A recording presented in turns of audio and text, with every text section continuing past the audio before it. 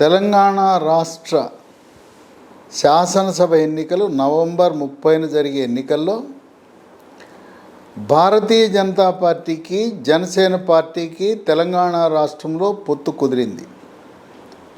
ఎందుకంటే ఇప్పటికే Janasena party BJP రెండూ కూడా ఎన్డీఏలో భాగస్వామ్య పక్షాలు. ఎన్డీఏ కూటమికి జనసేనకు అధికారికంగా ఆహ్వానం వచ్చింది, సమావేశాలకు హాజరయ్యారు.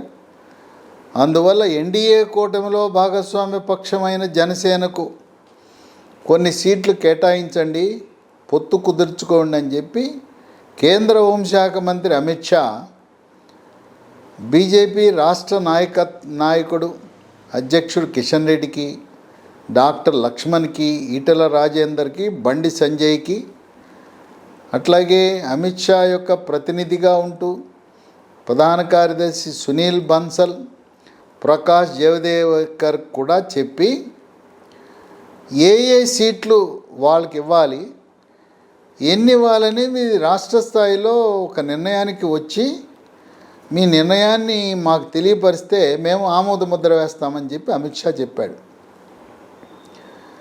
జనసేన పార్టీ పోటీ చేయాలని నిర్ణయించుకొని 32 నియోజకవర్గాలను గుర్తించి ఒంటరిగా పోటీ చేయాలనుకుంటున్న తరుణంలో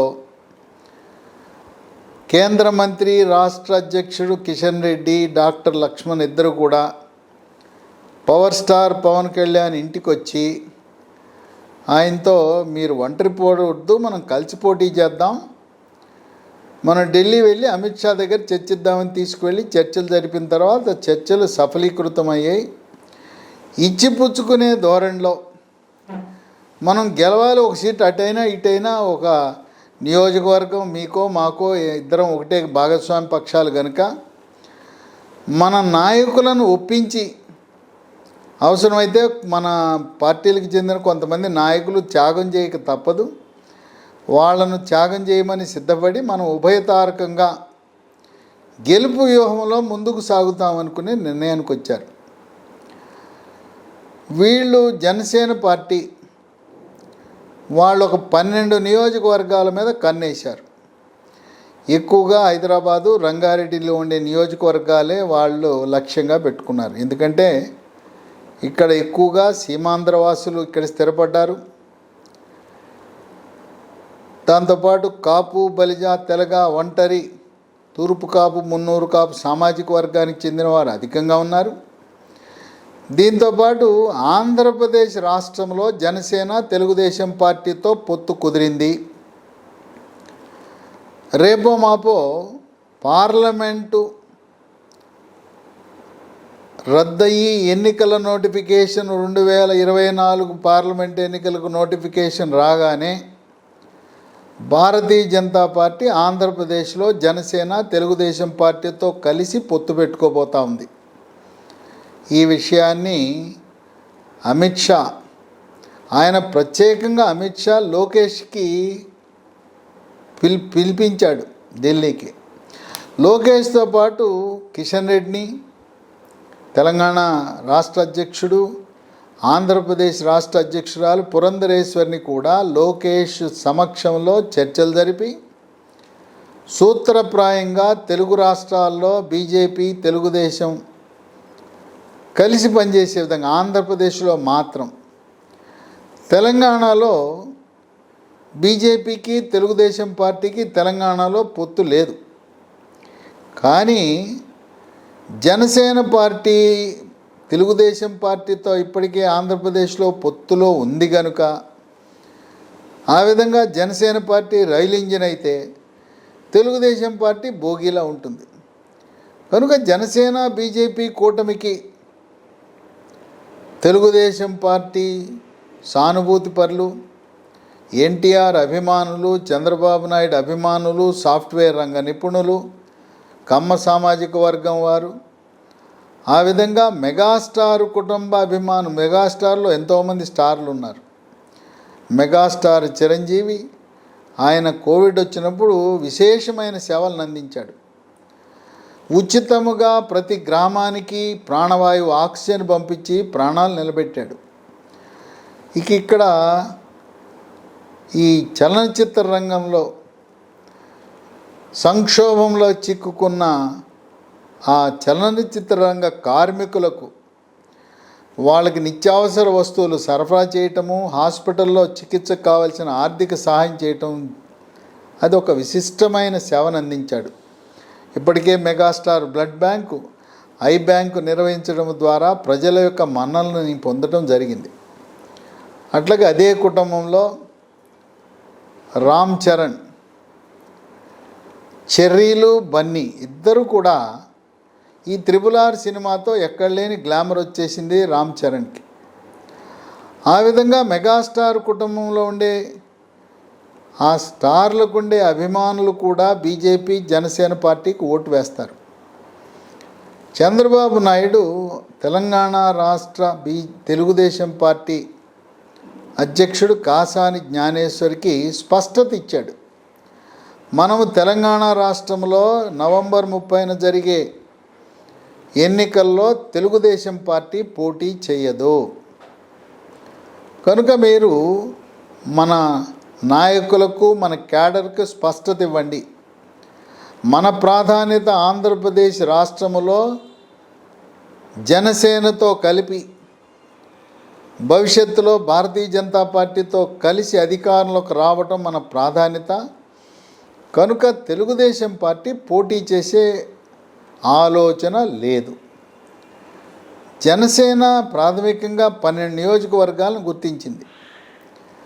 1 Serilingampally, 2 Jubilee Hills, 3 Kukatpally, 4 Rajendra Nagar, 5 Amberpet, 6 Secunderabad, 7 Secunderabad Cantonment, 8 LB Nagar, 9 Uppal, 10 Medchal, 11 Kodad, 12 Kothagudem. Bharatiya Janata Party జాతీయ నాయకత్వం బీసీ అభ్యర్థిని ముఖ్యమంత్రిగా ప్రకటించటం అనేది జనసేన పార్టీకి, బీజేపీకి ఇద్దరికీ కలిసి వచ్చే అంశం. ఎందువల్లనంటే తెలంగాణ రాష్ట్రంలో ఉండే 3,17,00,000 ఓట్లలో 1,60,00,000 ఓట్లు బీసీ సామాజిక వర్గానికి చెందిన ఓట్లు. ఆ విధంగా బీసీ సంఘాలు, బీసీలు అందరూ కూడా మనం ఏ రాజకీయ పార్టీ అయితే మనల్ని ఆదరిస్తూ ఉందో, మనకి ఎమ్మెల్యే సీట్లు అధికంగా ఇచ్చారో, ముఖ్యమంత్రి పదవి ఇస్తానంటున్నారో, ఆ పార్టీని మనం ఆదరిద్దామనే నిర్ణయానికి వచ్చేశారు. స్వాతంత్రం వచ్చి 75 సంవత్సరాలు పూర్తవుతున్నా ఎస్సీల కన్నా ఒక అవకాశం దొరికింది, ముఖ్యమంత్రి అయ్యే అవకాశం. ఇప్పుడు ఈనాడు తెలంగాణ రాష్ట్రంలో 82% బీసీలు, ఎస్సీలు, ఎస్టీలు, మైనారిటీలు ఉన్నారు. కేవలం 18% ఉన్న అగ్రవర్ణాలకే రాజ్యాధికారం కట్టబెడుతున్నారు ఈ రాజకీయ పార్టీలు. అందువల్ల మారాలి, బీసీలు, బడుగు బలహీన వర్గాలు, మన యొక్క ధోరణి మారాలి. పార్టీ కంటే కూడా ఏ పార్టీ అయితే మన యొక్క ఆత్మాభిమానాన్ని, ఆత్మగౌరవాన్ని పెంచుతుందో, మనకి రాజ్యాధికారం కట్టబెడుతుందో, 0.5%, 1% ఉన్న సామాజిక వర్గాలు ఈ రోజున రాష్ట్రాలను పరిపాలించడం ఏమైనా సమంజసమా అని చెప్పి బీసీ విద్యాధికుల్లో, పైగా ఈరోజు తెలంగాణ రాష్ట్రంలో 18 నుంచి 35 సంవత్సరాలు ఉన్న ఓటర్లు సుమారుగా 50% ఉన్నారు. 1,60,00,000 యువత ఉన్నారు. కేసీఆర్ యువతని మోసం చేశాడనే భావం వాళ్ళల్లో ఉంది. నిరుద్యోగ భృతి 3,000 ఇస్తానని చెప్పి దాన్ని ఊసెత్తలేదు. నిరుద్యోగ భృతి ఇవ్వకపోగా 2,90,000 ఉద్యోగ అవకాశాలు ఖాళీలుంటే 90,000 ప్రకటించి అవి కూడా పేపర్ లీకులు, గ్రూప్ 1 అయితే 2 సార్లు రద్దు అవటం, తెలంగాణ పబ్లిక్ సర్వీస్ కమిషన్ యొక్క అవినీతి, అక్రమాలు, అరాచకాలు, అసమర్థత వల్ల యువత విసిగి వేసారిపోయారు. నిధులు నియామకాలు నీళ్ళనే నినాదంగానే మిగిలింది. ఈరోజు వచ్చింది భౌగోళిక తెలంగాణ, సామాజిక తెలంగాణ రాలేదు. తెలంగాణ ప్రజల యొక్క ఆర్థిక సామాజిక స్థితిగతులు ఏమీ మారలేదు. ఎక్కడ వేసిన గొంగళి అక్కడే ఉంది. ఎవరు బాగుపడ్డారు? ఎక్కడ బంగారు తెలంగాణ అంటే కల్వకుంట్ల కుటుంబమే బంగారు తెలంగాణ. ఉద్యోగాల ఇంట్లోనే ఉద్యోగాలు వచ్చినాయి. కేసీఆర్, కేటీఆర్, హరీష్ రావు, కవిత, సంతోష్ వాళ్ళందరికీ కూడా ఉద్యోగాలు వచ్చినాయి. అందువల్ల నిరుద్యోగ యువత తీవ్రంగా వ్యతిరేకిస్తున్నారు బీఆర్ఎస్ పార్టీని. కారు వద్దు, కారు టైర్ పంక్చరే అంటున్నారు. ఈ రోజున తెలంగాణ పబ్లిక్ సర్వీస్ కమిషన్లో 30 లక్షల మంది నిరుద్యోగ యువత నమోదు చేసుకున్నారు. ఈ 30 లక్షలు కాకుండా వాళ్ళ తల్లిదండ్రులు మరో 60 లక్షలు, అంటే 90 లక్షలు. వాళ్ళ కుటుంబంలో మరొక కుటుంబ సభ్యులుంటే దాదాపు 1,20,00,000 మంది బీఆర్ఎస్ పార్టీ కారు పోవాలి, మాకు ఉద్యోగాలు రావాలి, మాకు నిరుద్యోగ భృతి ఇవ్వకపోయినా గౌరవప్రదంగా మేము చదువుకున్న తర్వాత మాకు ఉద్యోగాలు కావాలని యువత వాపోతున్నారు. ఆ విధంగా ఈ రోజున బీఆర్ఎస్ పార్టీ యువత నుంచి తీవ్రమైన వ్యతిరేకత ఉన్న సమయంలో కొంతవరకు గ్రామీణ ప్రాంతంలో లబ్ధిదారులు బీఆర్ఎస్ పార్టీ పట్ల ఆకర్షితులైన పట్టణ ప్రాంతంలోనూ యువత, విద్యాధికులు, మేధావులందరూ కూడా కారు పార్టీని వ్యతిరేకిస్తున్నారు. బీఆర్ఎస్ పార్టీ మరొక చారిత్రాత్మకమైన తప్పిదం.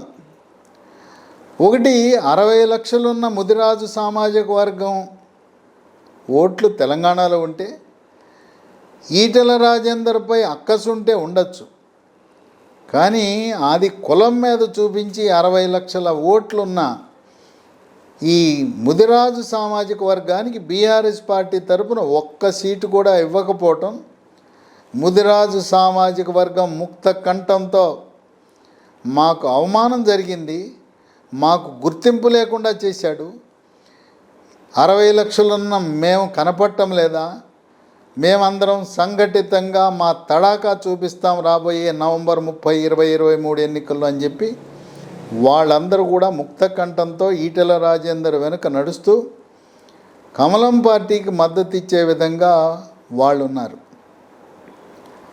అలాగే పొన్నాల లక్ష్మయ్యని రేవంత్ రెడ్డి ఆయన అవమానం చేయటం, అది రేవంత్ రెడ్డి చేసిన అవమానం పొన్నాల లక్ష్మయ్య కాదు, మున్నూరు కాపు సామాజిక వర్గాన్ని అవమానపరిచాడు, అహంభావంతో ప్రవర్తిస్తూ అవహేళన చేశాడని చెప్పి పొన్నాల లక్ష్మయ్య కాంగ్రెస్ పార్టీలో 45 సంవత్సరాలుగా పనిచేస్తూ 4 సార్లు ఎమ్మెల్యే, మరి 4 సార్లు మంత్రిగా పనిచేసిన వ్యక్తిని ఆయన తోలనాడటం వల్ల పొన్నాల లక్ష్మయ్యకి జరిగిన అవమానము ద్వారా మున్నూరు కాపు సామాజిక వర్గం కూడా కాంగ్రెస్ పార్టీకి దూరం అవ్వటం, బీసీలలో చాప కింద నీరులా ఎవరికి గమనించని విధంగా సైలెంట్ వేవ్, నిశ్శబ్ద తరంగం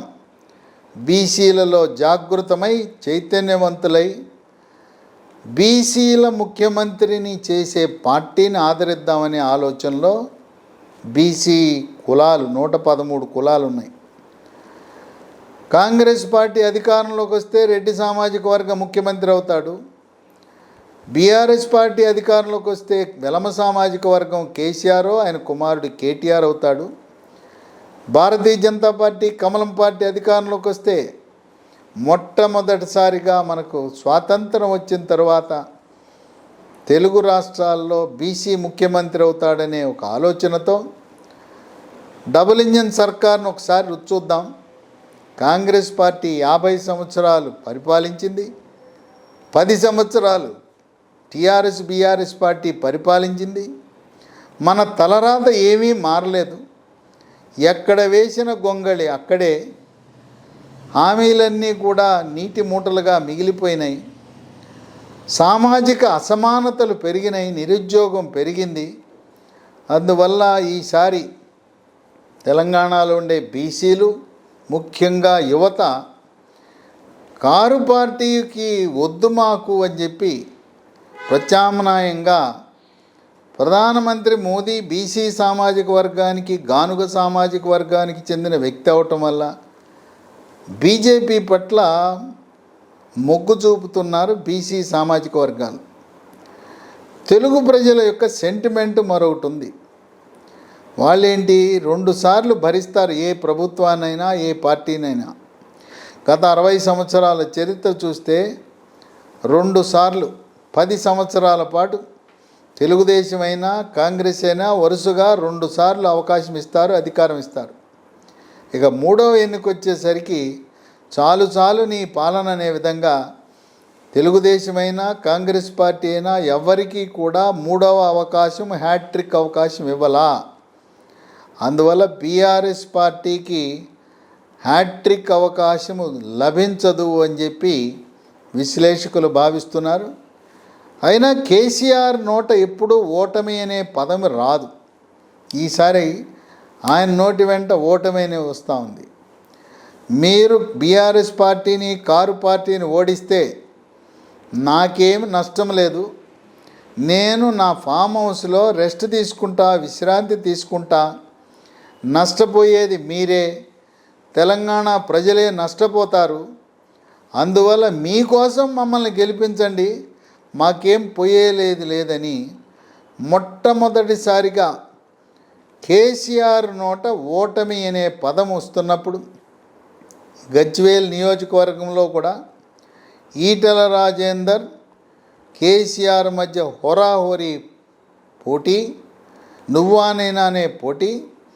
కేసీఆర్ ఓటమి చెందే అవకాశాలు కూడా ఉండవచ్చని విశ్లేషకులు భావిస్తున్న తరుణంలో జనసేన బీజేపీ పార్టీ పొత్తు ఎవరికి కలిసి వస్తుందంటే అది భారతీయ జనతా పార్టీ కలిసి వస్తుంది.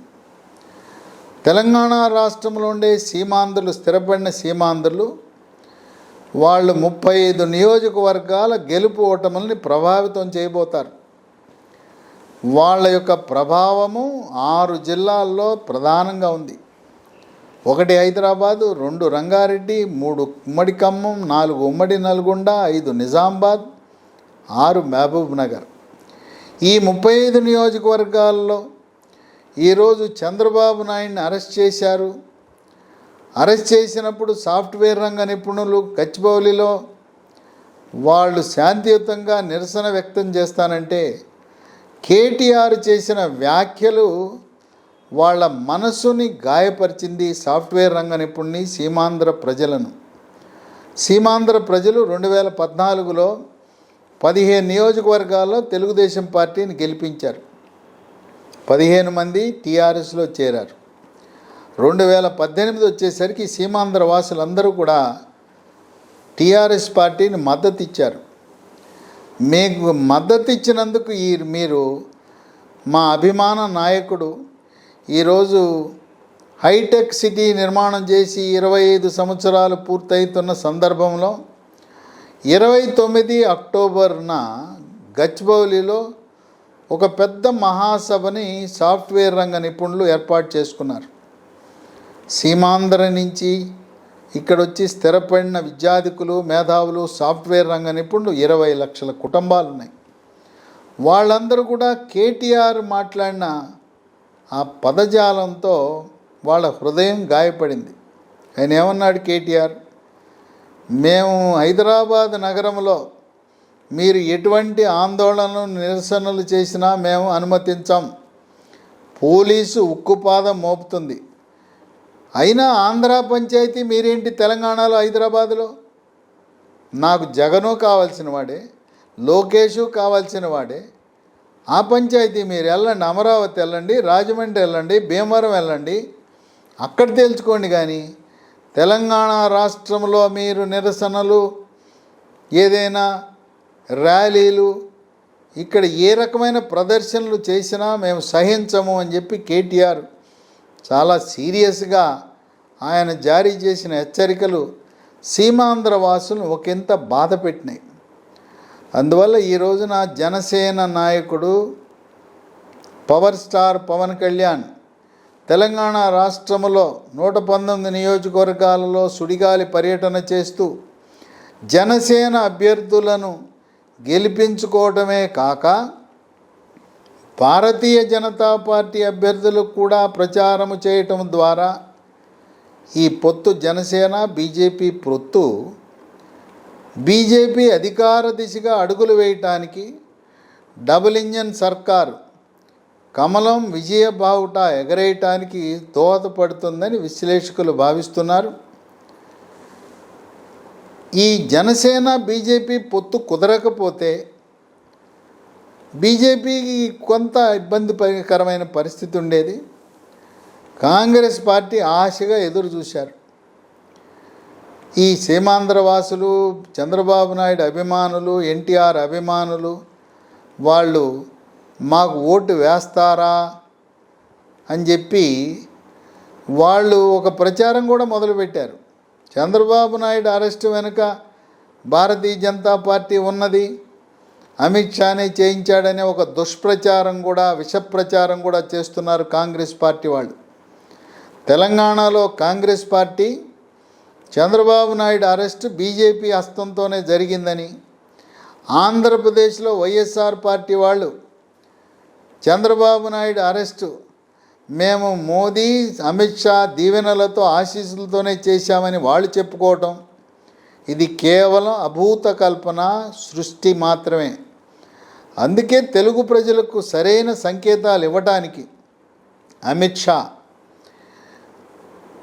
పురంధరేశ్వరి, కిషన్ రెడ్డి, లోకేష్ సమక్షంలో చర్చలు జరిపి మేము వీలైతే చంద్రబాబు నాయుడికి తెలుగుదేశం పార్టీకే మద్దతిస్తాం, మాకు వైఎస్ఆర్సీపీ పార్టీకి ఎటువంటి సంబంధం లేదు, కేవలం వైఎస్ఆర్సీపీ పార్టీకి రాజ్యసభలో 9 సీట్లు ఉన్నాయి కనుక రాజ్యసభలో అధికార పార్టీ ప్రవేశపెట్టిన ఎన్డీఏ ప్రభుత్వం ప్రవేశపెట్టిన బిల్లులు చట్టరూపము దాల్చడానికి వైఎస్ఆర్సీపీ పార్టీ యొక్క ఆ రాజ్యసభ సభ్యుల మద్దతు అవసరం కనుక వాళ్ళతో స్నేహపూరితంగా ఉంటున్నాం. కేంద్ర ఎన్నికల సంఘం పార్లమెంట్ ఎన్నికల ప్రకటన విడుదలైన మరుసటి రోజే జనసేన, తెలుగుదేశం పార్టీ, బీజేపీ పొత్తు ఖరారని అధికారికంగా ఢిల్లీ నుంచి జాతీయ నాయకత్వమే ప్రకటన చేస్తారు. ఈ జనసేన బీజేపీ పొత్తు, ఈ పొత్తులో పార్టీ అధికారంలోకి వచ్చిన తర్వాత జనసేన పార్టీ నుంచి ఒకరికి రాష్ట్ర మంత్రివర్గంలో కూడా స్థానం కల్పించే అవకాశం ఉంది.